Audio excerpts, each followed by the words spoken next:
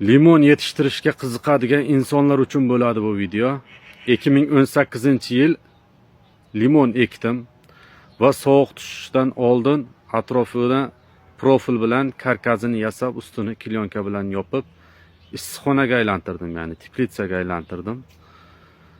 Hech qanaqa kredit olganim yo'q. Mehnat qilib, halol mehnat orqali musofir yurtlarda qiynalib bo'lsa ham ishlab, shu ishlarni amalga oshirdim. Kim limon qilishga qiziqsa, teplitsa qilishga qiziqsa, hech narsani o'ylamasdan boshlash kerak-da. Birinchi o'rinda boshlab olish, ekib olish. Boshladingizmi, undan yo'g'i bo'ladi. Ekkaningizdan keyin sovuq urmasin deb ustini yopasiz.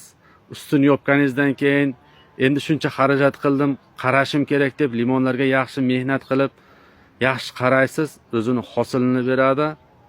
Bemalol 3-4 so'm soqqangizni qilib pulini ishlashlaring mumkin. Qiziqdilaringmi? Bosish kerak issig'iga. Shunchaki qiziqib qo'yib, tashlab qo'ysalaring o'zidan o'zi bo'lmaydi.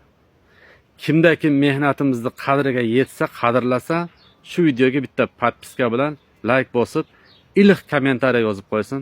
Jonlaring sog' bo'lsin. Addish hurmatdasizlar.